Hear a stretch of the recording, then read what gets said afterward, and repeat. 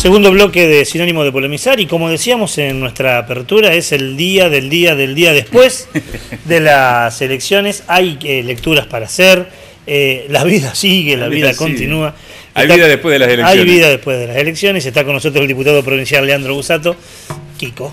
¿Qué tal? Buenas noches. Buenas noches, gracias por venir. No jugó nada, pero como candidato, pero sí dentro de la estructura partidaria. De acá sí, ¿no? Del corazón. No, de acá y haciendo todo lo que había que hacer para que el Frente Justicialista tuviera una gran elección en la categoría de diputados nacionales y una gran elección en todas las categorías locales. La verdad que nosotros estamos muy conformes, muy contentos, estamos satisfechos. Hubiéramos querido inclusive en octubre repetir el resultado de agosto, pero independientemente de eso, nosotros somos una fuerza política que ha consolidado en las últimas 3 elecciones un piso de 500.000 votos, independientemente de los nombres propios, y le está de a poco devolviendo a los santafesinos la propuesta de un proyecto político alternativo a lo existente en la provincia, a lo existente en la municipalidad y a lo existente en la nación. Así que la verdad estamos contentos. Y ese trayectito que son 200 y pico mil votos, casi un 50% de lo que se saca, ¿a dónde hay que irlo a conquistar? ¿A esa clase media que le es esquiva en algunos momentos? ¿A otros sectores en donde todavía el discurso del peronismo no enamora, como para decir, tenemos las posibilidades de ser gobierno de voto? Yo creo que estamos en condiciones de hacer una propuesta integral que también cubra los sectores medios y la expectativa de una sociedad que viva mejor. Nosotros tuvimos como algunos procesos de agarrar algunos temas y hacerlos tabú. Nosotros durante mucho tiempo no hablamos de la temática de la seguridad y los santafesinos reclaman vivir una situación mucho más segura. Nosotros durante un tiempo no hablamos de corrupción y los santafesinos reclaman también saber qué pasa con las cuentas públicas y la corrupción. Nosotros en algunos momentos evitamos hablar de algunas cosas como la inflación, y tranquilamente se puede hablar de inflación solamente cotejando la diferencia entre este gobierno actual y el anterior. El anterior tenía inflación y nosotros a veces no lo decíamos, pero siempre los salarios por encima y la variable de ajuste no eran los trabajadores. A diferencia de lo que sucede con este gobierno, en donde hay inflación y la variable de ajuste van a ser los trabajadores y los salarios. Entonces me parece que hay que reconfigurar, porque yo no creo en las mayorías automáticas ni que tampoco la gente de cheques en blanco, pero sí envío un mensaje cada elección, un mensaje que oscila, que varía, que nadie puede darse por no anoticiado, y a partir de ahí hay que construir una propuesta política diversa. En este momento yo creo que cuando uno es oposición tiene que abrir el camino para construir consensos, y los que son oficialismo obviamente siempre tienden a construir procesos hegemónicos. Veremos si al final del camino, que es el 2019, nosotros podemos consolidar lo que volvimos a hacer esta elección y obviamente crecer para ganar. Y esa lectura de cuando el oficialismo tienden a tratar de consolidar procesos hegemónicos, ¿vale también para el periodo del kirchnerismo? Sí, no, lo digo básicamente por lo que nosotros hicimos. Cuando nosotros recibimos un respaldo popular del 54%, generamos un proceso hegemónico que nos aisló muchas veces de discutir con los otros y hablamos mucho entre nosotros. Y bueno, hablar mucho entre uno o entre nosotros te lleva a cometer a veces excesos o errores de falta de timing con la realidad, y eso te termina claramente dando un distanciamiento con la gente, que es en definitiva la que te pone y la que te saca. Así que me parece que es una lección aprendida. Esperemos que esto no sea tarde y esperemos que tengamos la posibilidad de volver a explicárselo a la sociedad para que algún día vuelva a confiar en nosotros. Leandro, te saco de la pequeña política, la de casa, la de Santa Fe, y también de la autocrítica, por lo que dijiste anteriormente. Dijiste, había inflación, pero la variable de ajuste no eran los trabajadores. Hoy sí lo son, hay tarifazos. ¿Cómo se explica que esta política, que atenta contra algunos sectores, en esta lectura que hacemos, tenga semejante apoyo desde lo cuantitativo, no solo en Santa Fe, sino en gran parte del país?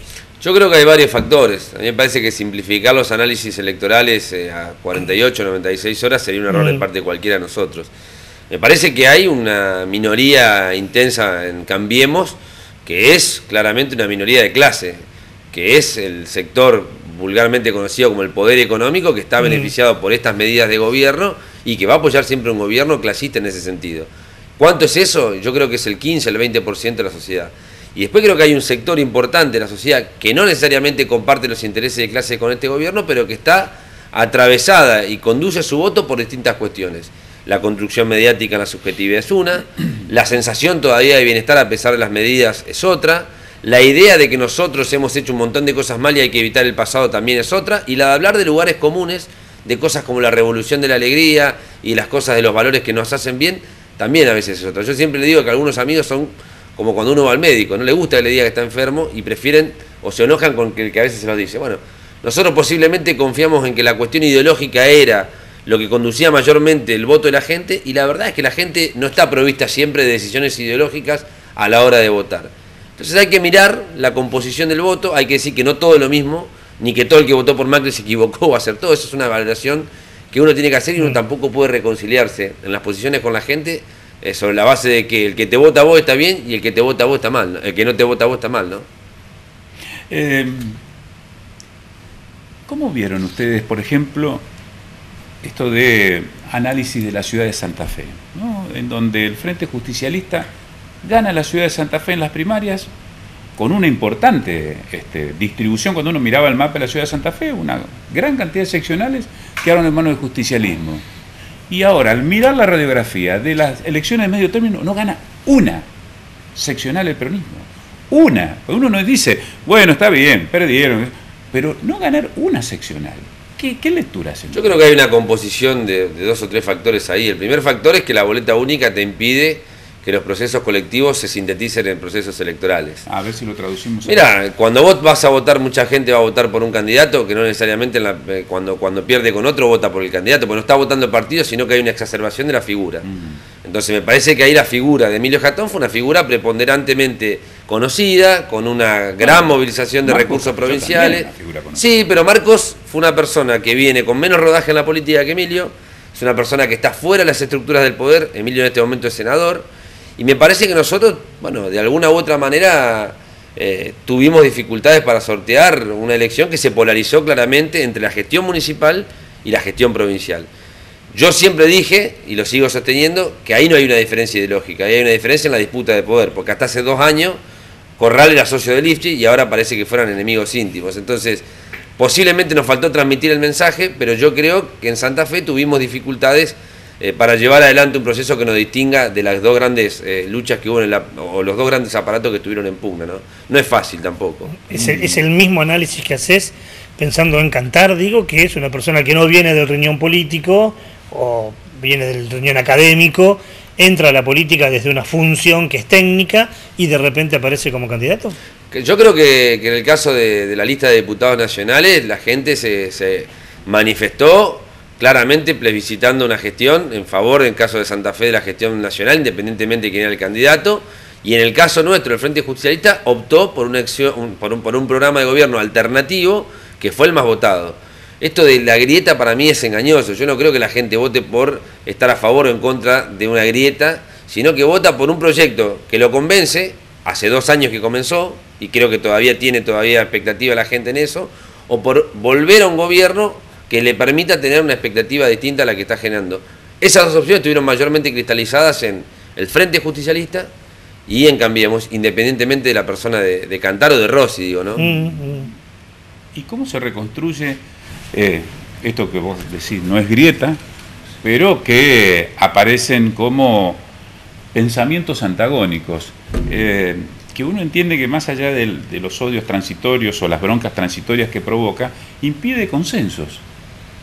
¿O me equivoco? ¿O existe la posibilidad de un consenso entre pensamientos que se muestran antagónicos? Yo creo que va a ser difícil que algunas cosas nos pongamos de acuerdo. Pero cosas básicas. No, pero son miradas diametrales de la realidad, digamos, ¿no? Yo creo que nosotros tomamos decisiones en un sentido y el gobierno actual las toma totalmente en otro. Lo que sí me parece es que hay que dotar a la política de un debate serio, de un debate respetuoso, de un debate que no caiga en chicanas permanentemente ni en descalificaciones, y no llevar al plano del individual o al plano de lo personal las discusiones que son meramente políticas, ideológicas y de ideas. Yo creo particularmente que lo que le falta a los argentinos, o no falta, es un poco más de cultura del debate. Si uno se pone a pensar, en la Argentina hace poco que se está debatiendo, hace poco que se exhiben los programas de gobierno, y todavía ni siquiera hay cultura de exigir apego a lo que se dice con lo que se hace. Porque si uno ve los debates y después ve lo que las hacen los que gobiernan, la verdad que a veces hay un tramo enorme.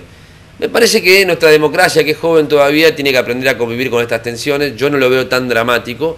Lo que sí trato, por lo menos desde mi lugar, y trato de que lo hagan las personas que militan con nosotros, es que nos dirijamos con respeto. Porque en el medio está la gente, y la verdad que a la gente no le gusta estar tironeada por si toma posición por vos es una cosa y si toma posición por otro es una cosa totalmente distinta. Me parece que eso es lo que la política también tiene que encontrar, ¿no? La última es muy cortita porque casi ya nos estamos despidiendo de este bloque. Mañana hay una conferencia de prensa, vas a presentar una serie de proyectos donde hablas de la necesidad de replantear una nueva sistema de justicia que no tenga injerencia en la política. Sí, yo creo particularmente que en Santa Fe, no solamente en Santa Fe, pero en el país, nosotros nos quejamos de la judicialización de la política, pero también la política judicializa el tema, o la política se intromete demasiado en la justicia. Y en ese sentido, el organismo de investigaciones judiciales que está hoy vigente en la ciudad de Santa Fe o en la provincia de Santa Fe desde el 2014, está designando funcionarios sin los concursos adecuados. Hay designaciones que tienen que ver con el color político del gobierno para lugares que tienen que ver con investigar a los propios funcionarios. Hay causas emblemáticas en manos de algunos fiscales que están siendo desplazados por orden directa de la política, en algunos casos emblemáticos como la causa de la Municipalidad de Santa Fe o la causa Rodríguez, donde se suspendió 2 veces una audiencia imputativa. Y nuestra tarea me parece que es poner luz sobre esto con algunos proyectos que nosotros venimos planteando desde hace un tiempo. Siempre para mejorar sobre la base que entendemos que hay cosas que se hacen mal. Gracias, diputado. Gracias a ustedes. Establecemos la segunda pausa. Segunda pausa cuando ya volvamos. Llega alguien que es funcionario, pero va a ser dentro de pocos meses diputado. En un ratito vamos a estar con Albor Cantar, el electo diputado nacional por Cambiemos, 700 y pico mil votos. Mucho. Es la cifra que todos desean. Pausa y enseguida volvemos.